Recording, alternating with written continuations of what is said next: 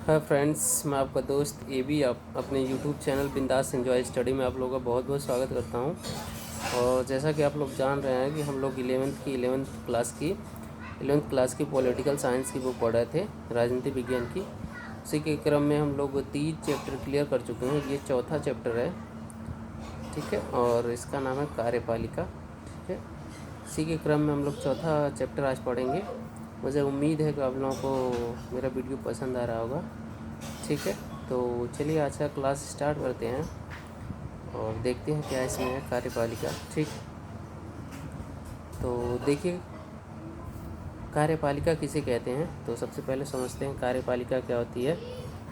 तो कार्यपालिका सरकार का वह अंग है जो विधानमंडल द्वारा बनाए कानूनी एवं नियमों को क्रियान्वित करता है।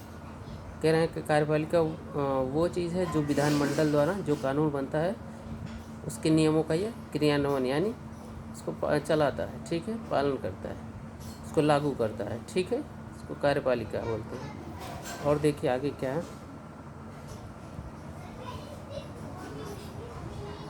कार्यपालिका का प्रमुख राष्ट्र का अध्यक्ष होता है। कार्यपालिका का प्रमुख कौन होता है? राष्ट्र का अध्यक्ष होता है। जैसे कौन होते हैं? देश के अध्यक्ष, राष्ट्रपति एवं राज्यपाल या कार्यपालिका के अंतर्गत सभी मंत्री, ठीक है। राष्ट्रपति यानी केंद्र पे राष्ट्रपति होते हैं और राज्य में राज्यपाल होते हैं, ठीक है। और इसके अंतर्गत सभी मंत्री एवं नौकरशाह जितने होते हैं सभी शामिल होते हैं, ठीक है। चलिए और आगे देखते हैं। और नौकरशाह अभी कार्यपालिका के अंतर्गत आते हैं। जैसे नौकरशाही में जितने भी सरकारी कर्मचारी आते हैं, ठीक है, जो बड़े लेवल के अधिकारी होते हैं, छोटे लेवल के जो जितने सरकारी कर्मचारी हैं वो सब लोग। और ये देखिए कार्यपालिका का कार्य क्या होता है वो देखते हैं हम लोग। सरकार की नीतियों को लागू करना एवं विधायी निकायों द्वारा बनाए गए कानूनों को अमल में लाना। कह रहे हैं कि सरकार की जितनी भी नीतियों को ये लोग लागू करते हैं। कार्यपालिका का कार्य यही है कि सरकार की नीतियों को लागू करना एवं विधायी निकायों द्वारा बनाए गए कानूनों को अमल में लाना। जितने भी संसद द्वारा कानून बनाया जाता है, विधायी निकायों द्वारा जितने भी विधायी निकाय हैं उनके कानून को अमल में लाते हैं और सरकारी नीतियाँ जितनी उनको लागू करते हैं। ये कार्यपालिका का कार्य है, ठीक है। चलिए आगे दूसरा पॉइंट क्या कह रहा है। कार्यपालिका कानून निर्माण प्रक्रिया में सरकार की सहायता करता है। कानून निर्माण भी सरकार की सहायता करता है। तीसरा पॉइंट, कार्यपालिका राज्यों के साथ संबंधों का संचालन करता है और राज्यों के साथ भी अपने संबंधों का संचालन करता है, ठीक है। विभिन्न प्रकार के संधि एवं समझौतों का निष्पादन भी करता है। विभिन्न प्रकार के संधि और समझौते का निष्पादन भी करता है, ठीक है। और ये पांचवा पॉइंट, सभी देशों में राज्य का अध्यक्ष देश की सशस्त्र सेना का सर्वोच्च कमांडर होता है। जो राष्ट्र का अध्यक्ष होता है राज्य का, वो सर्वोच्च कमांडर होता है सशस्त्र सेनाओं का, ठीक है। परंतु वह किसी युद्ध में भाग नहीं लेता। ये विडम्बना वाली बात है कि कमांडर हैं लेकिन किसी भी चलिए आगे देखते हैं। 5 पॉइंट हो गया। और अब आगे देखते हैं कार्यपालिका के प्रकार कितने होते हैं, ठीक है। कार्यपालिका के देखते हैं कितने प्रकार होते हैं। तो सबसे पहली बात है कि कार्यपालिका संसदीय कार्यपालिका, ठीक है। पहला है कार्यपालिका के प्रकार में संसदीय कार्यपालिका किसे बोलते हैं। संसदीय प्रणाली वाले देशों में कार्यपालिका का कार्य राजा या राष्ट्रपति के नाम से किया जाता है, किंतु उसकी शक्तियाँ केवल नाम मात्र की होती हैं। वे औपचारिक रूप से कार्य करते हैं, ठीक है। ये कह रहे हैं कि राष्ट्रपति या राजा राष्ट्र का प्रमुख होता है इस प्रणाली में, ठीक है। और ये बस किनका, बस नाम मात्र का होता है, ठीक है। उनकी शक्तियाँ केवल नाम मात्र की होती हैं।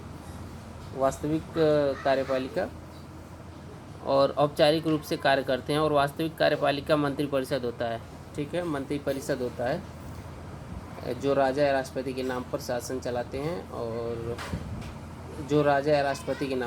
चलाते हैं ठीक है, संसदीय कार्यपालिका में।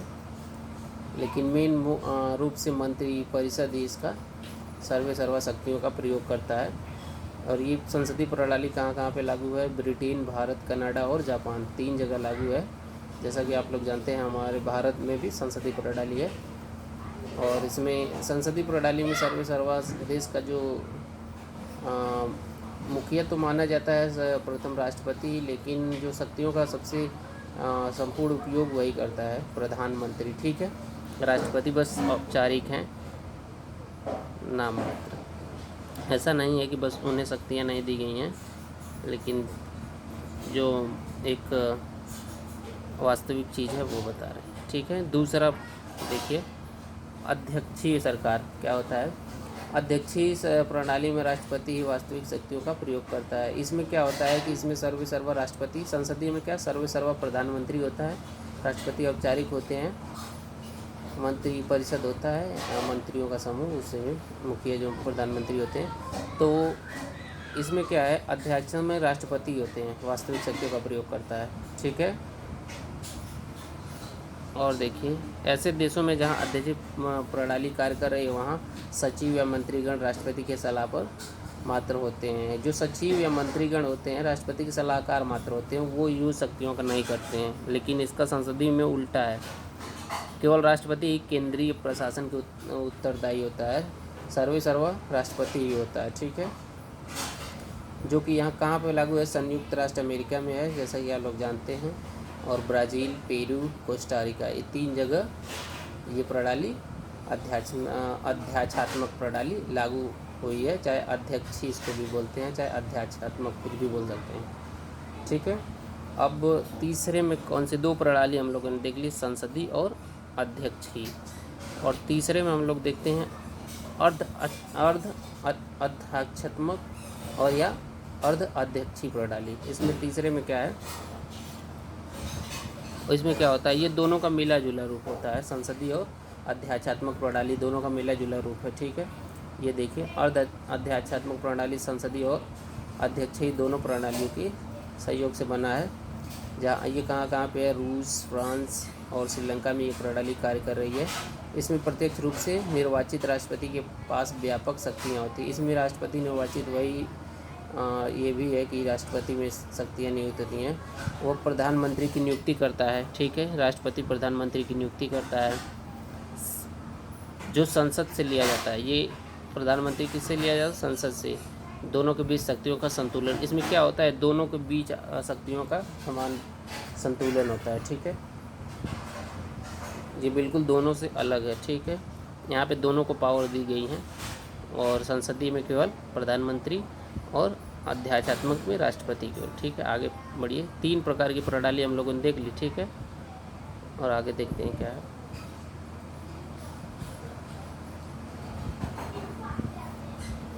और देखिए इनकी कमियां क्या हैं। ठीक है, कमियां देखते हैं हम लोग।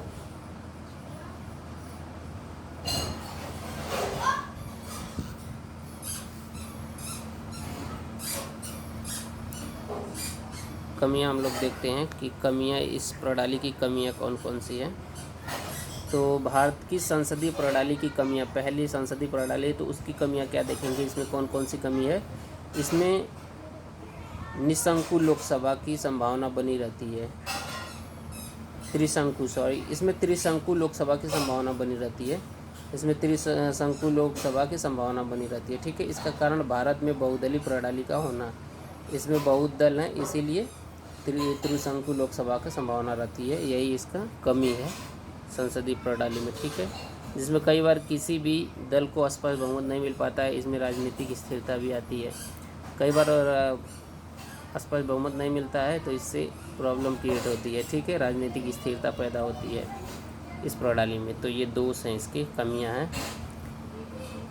और अपनाने के कारण क्या हैं। ठीक है, संसदीय प्रणाली के अपनाने के कारण क्या हैं। ये कारण क्या है देखते हैं अपनाने के। ठीक है, यदि सीधे तौर पर राष्ट्रपति को चुना जाता तो वो बहुत शक्तिशाली बन जाता। ठीक है, और फिर वो तानाशाह या निरंकुश भी बन जाता। ये कह रहे हैं कि अगर सीधे तौर पे जैसे प्रधानमंत्री का चुनाव होता वैसे होता तो वो निरंकुश बन जाता इस प्रणाली में। ठीक है, शक्तिशाली और निरंकुश। दूसरा पॉइंट क्या है इसमें, भारत जैसे विशाल देशों में राष्ट्रपति का सीधे चुनाव काफ़ी अव्यवस्था उत्पन्न होगी, इसमें अव्यवस्था उत्पन्न होगी। ठीक है, भारतीय राजनेताओं को ब्रिटिश राजनीति प्रणाली का अधिक अनुभव या और कह रहे हैं कि जो भारतीय नेता थे वो ब्रिटिश से काफ़ी मतलब ब्रिटिश जो राजनीति प्रणाली थी उससे प्रभावित थी थे और अनुभव भी था, तो इसलिए ये उनके लिए सहज था। चौथा क्या है, यह प्रणाली कठिन समय में सफल रही है और इसमें कोई हानि नहीं हुई है। ये प्रणाली सफल भी रही है, इसमें कोई हानि भी नहीं हुई है। ठीक है, चलिए आगे। अब देखिए राष्ट्रपति की चुनाव के लिए उम्र और कार्यकाल। अब आगे राष्ट्रपति जी के लिए कितनी उम्र होनी चाहिए। ठीक है, देखिए राष्ट्रपति की चुनाव लड़ने के लिए न्यूनतम कितनी होनी चाहिए, 23 से 70 तक उम्र, यानी 2370, वही सॉरी ये कुछ मिस्टेक हो गया है, यहाँ पे लिखा गया है उम्र इनकी 35 वर्ष होनी चाहिए राष्ट्रपति चुनाव के लिए। ठीक है, और ये एक चुने हुए राष्ट्रपति का कार्यकाल कितने वर्ष होता है, 5 साल होता है इनका, और 35 साल उम्र रहनी चाहिए। ठीक है, कोई भी पूर्व राष्ट्रपति पुनः चुनाव लड़ सकता है। 3 पॉइंट इसमें है, उम्र 35 साल होनी चाहिए। ठीक है, और ये कार्यकाल 5 साल होता है, और वो जो राष्ट्रपति थे पहले चुने गए थे वो पुनः से चुनाव लड़ सकते हैं। ठीक है, और ये इनको हटाने की प्रक्रिया क्या है, राष्ट्रपति महाभियोग की प्रक्रिया, यानी महाभियोग का मतलब इनको हटाने की प्रक्रिया। ठीक है, तो ठीक है देखते हैं क्या है। राष्ट्रपति उसके पद से हटाने के लिए उसके ऊपर महाभियोग चलाया जाता है। ठीक है, ऐसा तब किया जाता है जब राष्ट्रपति संविधान का कोई उल्लंघन, ऐसा तब होता है जब उनके हटाने जब संविधान का वो उल्लंघन करते हैं। ठीक है, और राष्ट्रपति पर महाभियोग का प्रस्ताव संसद के किसी भी सदन में, चाहे तो लोकसभा या राज्यसभा में पेश किया जा सकता है। चाहे लोकसभा चाहे राज्यसभा दोनों में इनके महाभियोग की प्रक्रिया चलाई जा सकती है। ठीक है, हाँ, लेकिन शर्त ये है कि वो संविधान का वैल्यूएशन यानी उल्लंघन किए हों तब।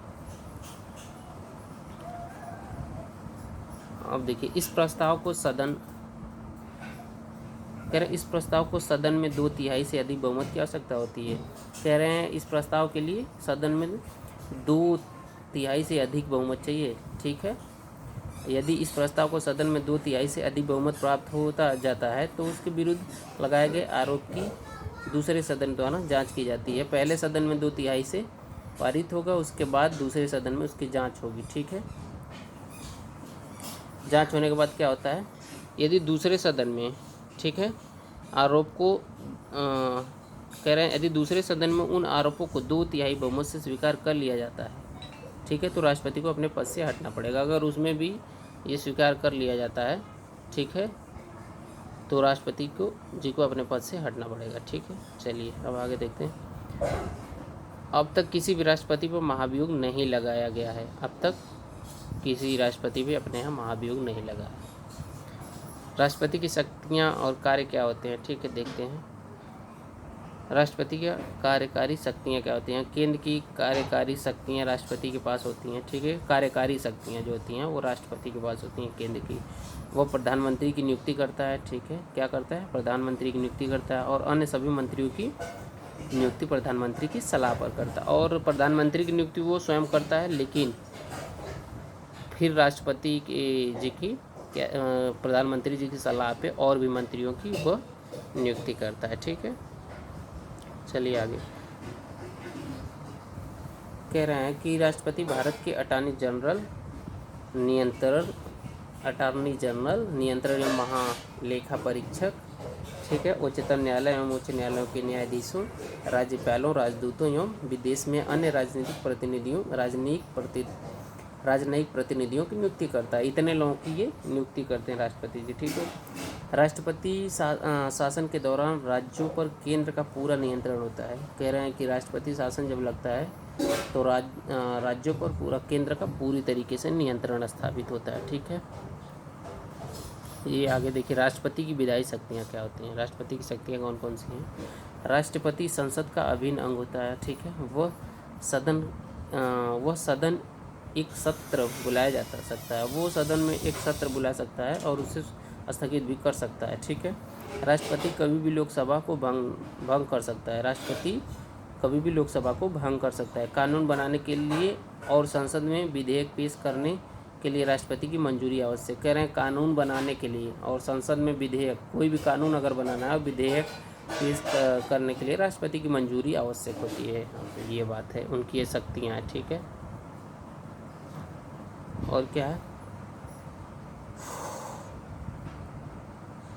बिना राष्ट्रपति के हस्ताक्षर की कोई भी विधेयक कानून नहीं बन सकता है। कह रहे हैं कि कोई भी विधेयक तब तक कानून नहीं बनता जब तक राष्ट्रपति जी के हस्ताक्षर नहीं होते। ठीक है, और तीसरे पॉइंट में क्या है, राष्ट्रपति की न्यायिक शक्तियाँ। राष्ट्रपति जी की कुछ न्यायिक शक्तियाँ भी हैं, वो देखते हैं। राष्ट्रपति को किसी भी सजा याफ्ता यानी सजा पाए व्यक्ति को, यहाँ पे ये है पॉइंट। ठीक है, राष्ट्रपति को किसी भी सजा पाए व्यक्ति को क्षमा करने की शक्ति प्राप्त है। कोई भी व्यक्ति अगर सजा पाया उसको राष्ट्रपति क्षमा कर सकते हैं, लेकिन उसके लिए भी शर्तें हैं। राष्ट्रपति जी किसी सजा प्राप्त व्यक्ति को संपूर्ण क्षमादान या सतर्क माफ़ कर सकते हैं। इसमें ये बात है कि पूरी तरीके से उसको, यानी उसको मृत्यु दंड मिला है तो पूरी तरीके से भी क्षमा कर सकते हैं, या उसकी उम्र कैद हुई है तो कुछ सज़ा कम करवा सकते हैं। ये बात इसमें कही जा रही है, लेकिन उसकी कुछ शर्तें हैं, वो शर्तें हम लोग बाद में जानेंगे। पहले जो है पॉइंट वो समझ लीजिए। राष्ट्रपति अपने किसी भी शक्तियों या कर्तव्यों के लिए किसी भी न्यायालय के लिए प्रति जवाबदेह नहीं है।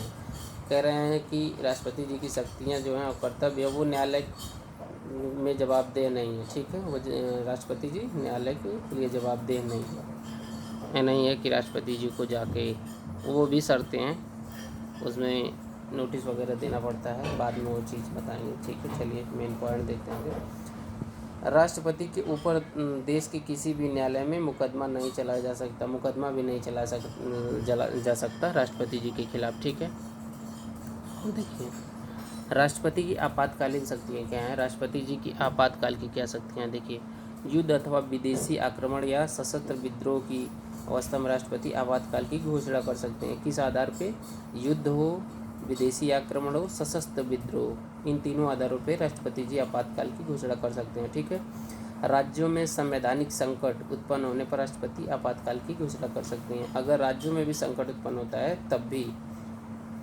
संवैधानिक संकट उत्पन्न होता है, तब भी आपातकाल राष्ट्रपति जी लगा सकते हैं। वित्तीय संकट की स्थिति में राष्ट्रपति आपात की घोषणा कर सकते हैं। वित्तीय संकट में वित्तीय आपात लगता है। ठीक है, लेकिन अभी तक अपने देश में वित्तीय आपात नहीं लगा। ठीक है, चलिए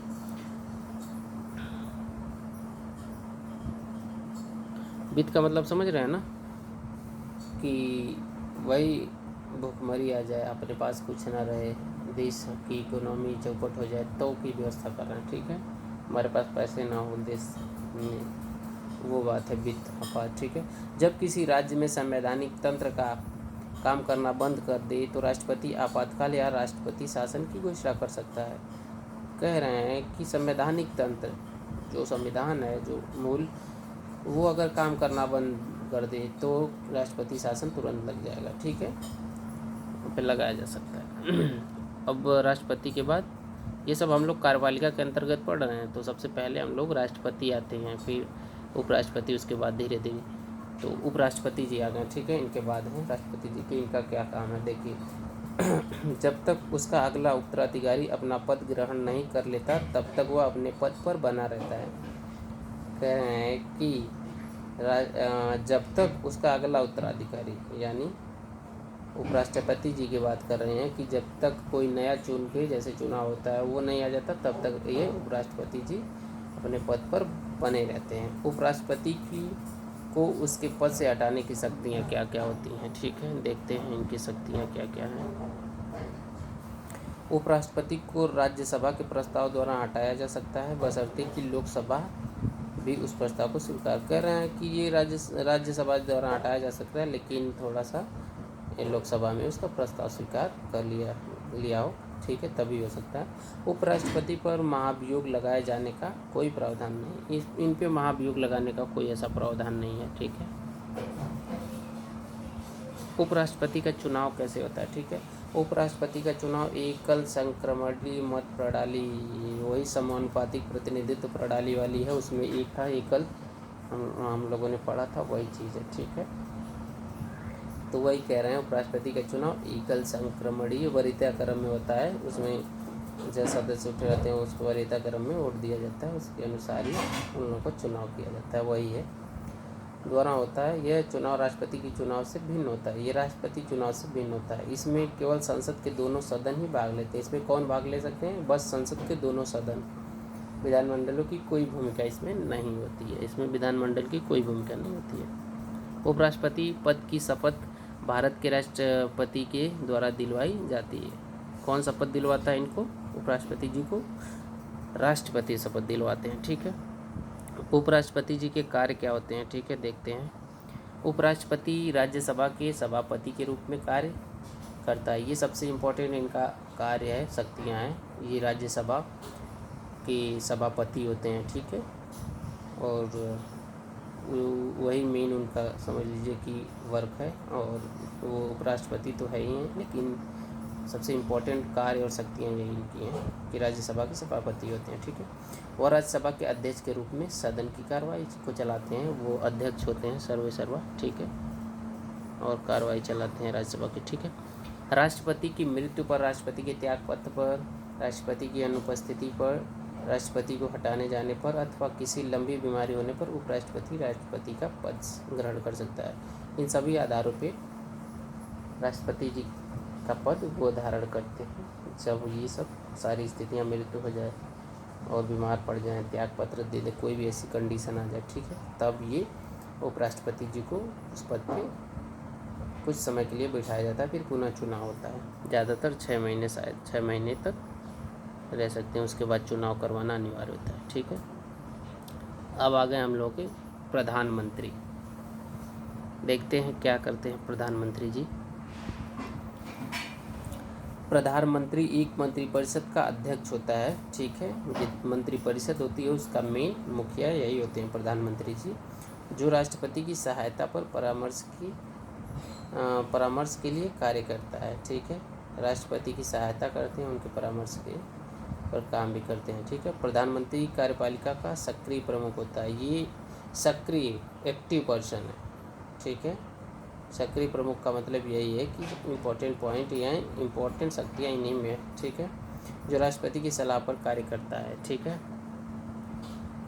प्रधानमंत्री का कार्यकाल 5 साल होता है। वो किसी पार्टी का या गठबंधन का नेता होता है। वह व्यक्ति प्रधानमंत्री हो सकता है जिसे लोकसभा में बहुमत हो। वो भी वही व्यक्ति प्रधानमंत्री होता है जिसे लोकसभा में बहुमत प्राप्त हो। लोकसभा में बहुमत के लिए उसके पास 272 सदस्य होने चाहिए। कितने सदस्य होने चाहिए?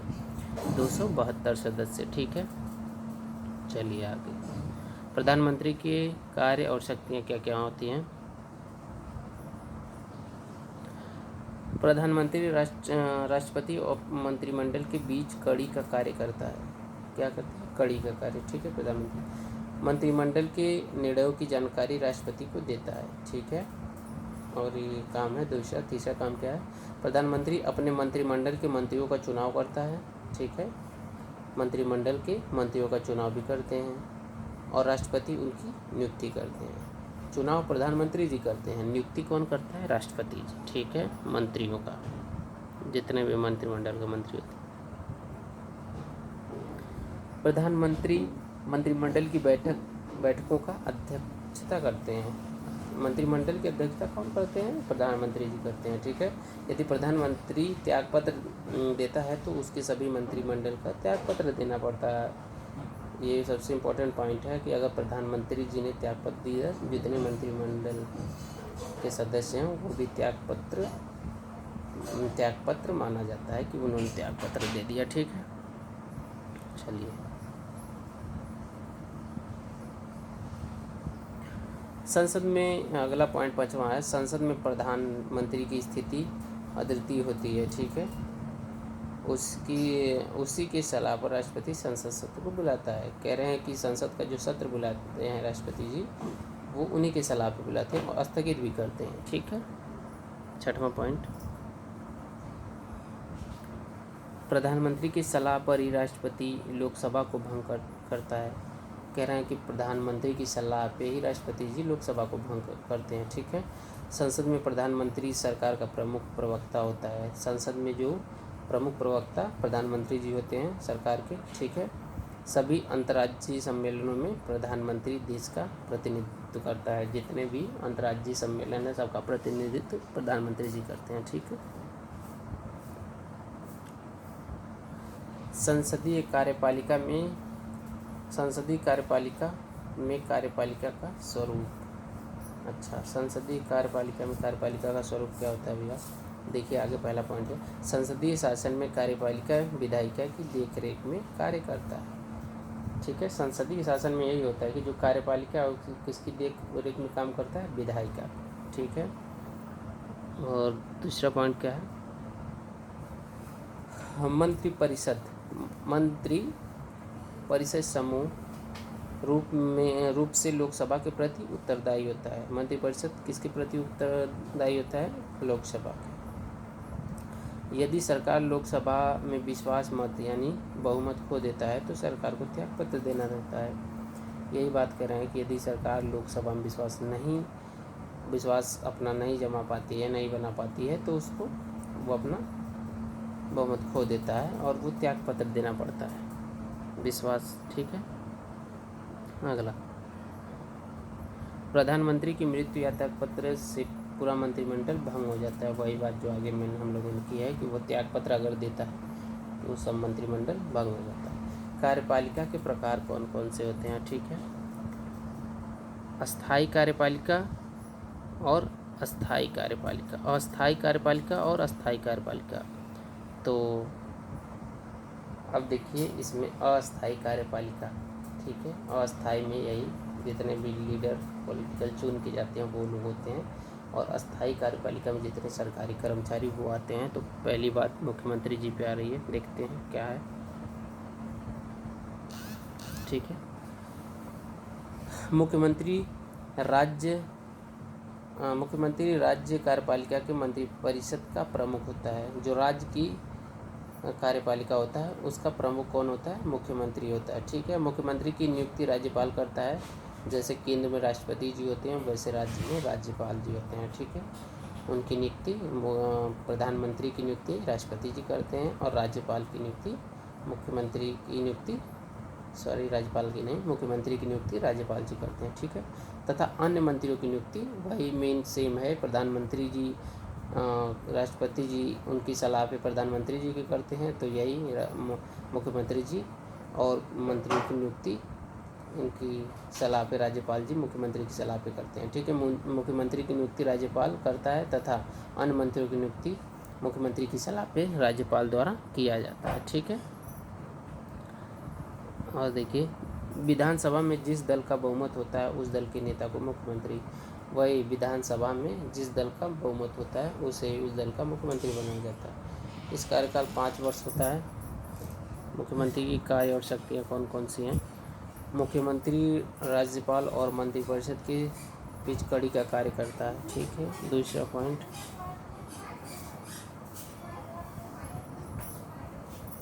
वह मंत्रिपरिषद के सभी निर्णयों की जानकारी राज्यपाल तक पहुंचाता है। मंत्रिपरिषद के जितने भी निर्णय हैं मुख्यमंत्री राज्यपाल के पास पहुंचाता है। मुख्यमंत्री को अपना सहयोगी मंत्रियों को चुनने की आज़ादी होती है, ठीक है। चौथा पॉइंट, वह किसी भी मंत्री को त्यागपत्र देने के लिए कह सकता है। मुख्यमंत्री किसी भी मंत्रियों को त्यागपत्र देने के लिए कह सकता है। पांचवा पॉइंट, मुख्यमंत्री राज्य विधानसभा का नेता होता है, ठीक है। राज्य विधानसभा का नेता होता है। छठवां पॉइंट, प्रशासन संबंधी ऐसी जानकारी जो राज्यपाल मांगता है उसे प्रस्तुत करना पड़ता है। कह रहे हैं प्रशासन संबंधी जितनी भी जानकारी को राज्यपाल मांगता है उसे मुख्यमंत्री जी प्रस्तुत करते हैं, ठीक है। राज्यपाल जी कौन होते हैं, ठीक है। किसी राज्य के राज्यपाल की नियुक्ति राष्ट्रपति के द्वारा की जाती है। राज्यपाल की नियुक्ति कौन करता है? राष्ट्रपति। वह राज्य कार्यपालिका का अध्यक्ष होता है। राज्य की कार्यपालिका के अध्यक्ष कौन होते हैं? राज्यपाल। और केंद्र की कार्यपालिका के अध्यक्ष कौन होते हैं? सर्वा प्रधानमंत्री जी होते हैं, लेकिन मान्यता उनको राष्ट्रपति जी को माना जाता है, ठीक है। चलिए, यह एक ऐसा व्यक्ति होना चाहिए जिसके पास सार्वजनिक जीवन तथा प्रशासन का लंबा अनुभव हो। राज्यपाल वही लोग बनते हैं जो सार्वजनिक जीवन तथा प्रशासन का लंबा अनुभव हो, जिस पर यह विश्वास किया जा सके कि वह पार्टी निष्ठाओं से ऊपर उठकर कार्य करेगा। ठीक है। एक व्यक्ति 2 या 2 से अधिक राज्यों का राज्यपाल नियुक्त किया जा सकता है। एक लोगों को 2 राज्यों का राज्यपाल नियुक्त किया जा सकता है। राज्यपाल का कार्य और शक्तियाँ क्या होती हैं। ठीक है।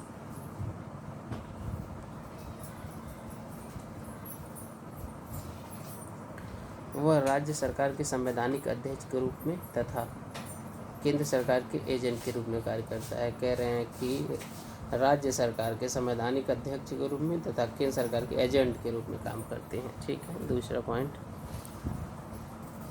वह मुख्यमंत्री की नियुक्ति करते हैं। ठीक है। और मुख्यमंत्री की सलाह पर राज्य के सभी मंत्रियों की नियुक्ति करते हैं। ठीक है। तीसरा पॉइंट, वह बहुमत दल के नेता को सरकार बनाने के लिए आमंत्रित करते हैं। वो बहुमत दल के जो भी नेता हैं उनको सरकार बनाने के लिए आमंत्रित करते हैं। ठीक है। सरकार के सभी काम राज्यपाल के नाम पर ही किया जाता है।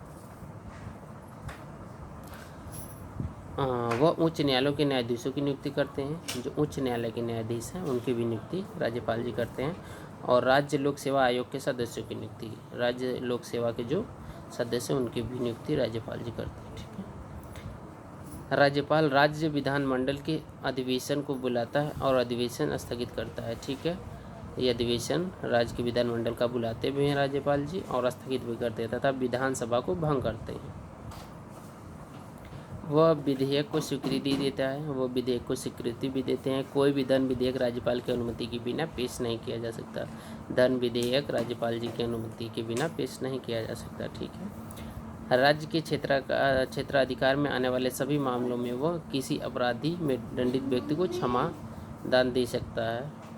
कह रहे हैं कि राज्य के क्षेत्र का अधिकार में जितने सभी मामले में वह किसी भी अपराधी को दंडित व्यक्ति को क्षमा दान दे सकता है। ठीक है। अब नौकरशाही यानी अस्थायी कार्यपालिका की बात हो रही है। नौकरशाही को अस्थायी कार्यपालिका भी कहा जाता है क्योंकि प्रशासनिक सेवा द्वारा इनकी नियुक्तियां अस्थायी रूप से किया जाता है। ये जनता के द्वारा चुने नहीं जाते हैं। ये लोग अस्थायी चुने जाते हैं, ये अस्थायी होते हैं। प्रशासनिक सेवा द्वारा इनकी नियुक्ति की जाती है, ये जनता द्वारा नहीं चुने जाते हैं लोग। ठीक है। सिविल सेवा अर्थात नौकरशाही की भूमिका निम्नलिखित है। ठीक है। देखिए सिविल सेवा बात अब हम लोग की आ गई। ठीक है। सिविल सेवाएं सरकारी नीति निर्माण में मंत्रिपरिषद को सलाह देते हैं। जितनी भी सरकारी नीति निर्माण है उनमें मंत्रिपरिषद होते हैं, सबको वो सलाह देते हैं सिविल सेवक जो होते हैं, और समस्याओं का विश्लेषण करते हैं। दूसरा पॉइंट, ये प्रशासनिक कार्य को संभालते हैं और नीतियों का शीघ्रता से लागू करते हैं। प्रशासनिक कार्य को भी संभालते हैं और नीतियों को लागू करते हैं जल्दी से जल्दी, शीघ्रता से।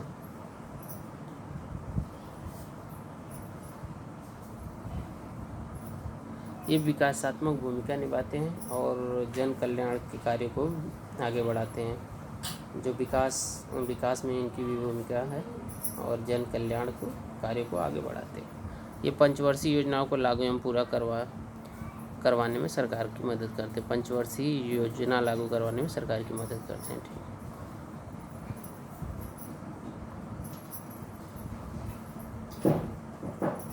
ठीक है। तो आपका ये यहाँ पे होता है कंप्लीट भारत में निर्वाचित प्रशासन।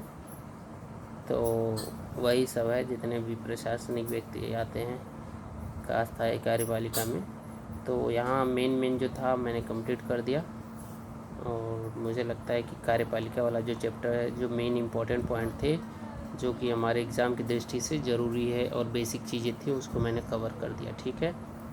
और मैं समझता हूँ कि काफ़ी अच्छा मैंने कोशिश किया है देने की। और यदि आप लोग को वीडियो अच्छा लगे तो आप लोग कमेंट करें, लाइक करें और मुझे बताएं।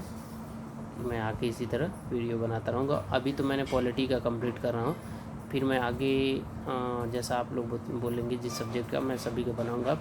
एक मेरे दोस्त ने कमेंट किया था कि भाई तुम 6 से लेके 12 तक बनाओ, तो मैं और भी लोगों का कमेंट सुनूंगा तो मैं स्टार्ट 6 से करूंगा। 6 से लेके पहले मैं मेन जो एनसीईआरटी हैं जो एग्ज़ाम पॉइंट ऑफ व्यू से बहुत इंपॉर्टेंट है, मैं सोच रहा हूँ उसको पहले कंप्लीट कर दूँ, ठीक है। तो वो भी कंप्लीट करूँगा। 6 से 12 तक की भी एनसीईआरटी कुछ बहुत इंपॉर्टेंट हैं, जैसे हिस्ट्री की एनसीईआरटी है 6 की, बहुत इंपॉर्टेंट है। और भी जितनी है सब एनसीईआरटी इंपॉर्टेंट है, लेकिन जो मोस्ट इम्पॉर्टेंट जिसको बोलते हैं तो वो मैंने कवर कराने की कोशिश की है, मैं वो भी कवर करवाऊँगा, ठीक है, जैसा कि आप लोग बताएंगे। तो ठीक है दोस्तों, बाय।